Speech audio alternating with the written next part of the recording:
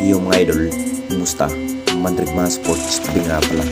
Ating pag-usapan, breaking news, Barangay Ginebra, final decision, Terence Romeo to Ginebra, at Riley Grigsby, posibleng mapapalitan.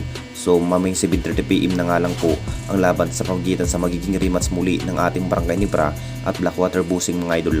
Kinakailangan pa rin na manalo ang Barangay Ginebra dahil may dalawang panalo na nga lang po at may pangatong talo.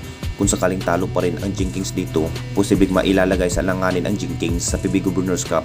Ang problema pa rin ng ating Barangay Ginebra kung bakit puro talo lamang po ang mapala, kakulangan pa rin sa opensiba.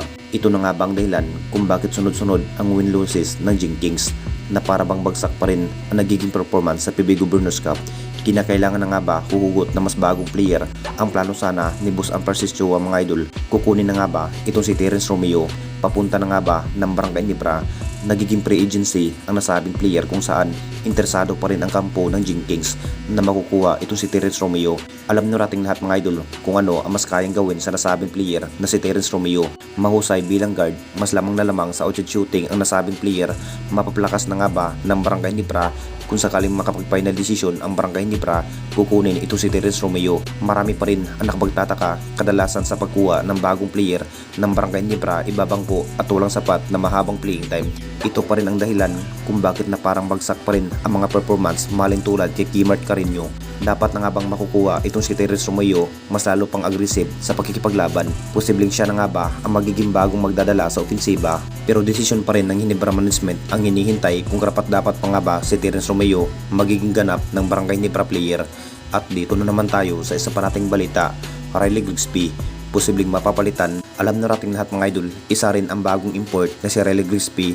Hindi pa rin mabibigyan na mas maraming panalo ang Barangay Ginebra, puro talo pa rin ang inabot ng Jinkings. Nasa bagong import na nga bang dahilan kung bakit nagaganon ang Barangay Ginebra, mukhang mailalagay sa alanganin. Hindi pa rin sapat para sa nagiging performance sa bagong import na si Riley Grigsby na parang nangangapa pa rin sa kanyang panibagong big roles sa nasabing import.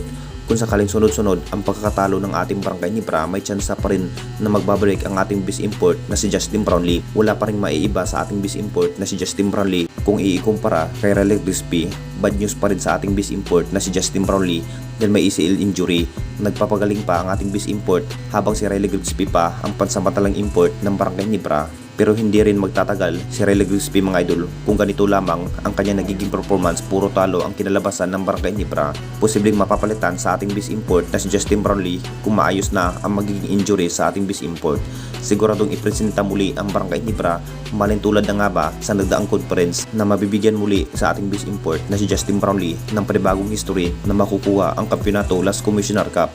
Karapat dapat pa rin sa ating base import na si Justin Brownlee maging import ng Barangay Ginebra at mapapalitan na si Riley Grigsby. Anong masasabi ninyo mga idol tungkol sa ating video?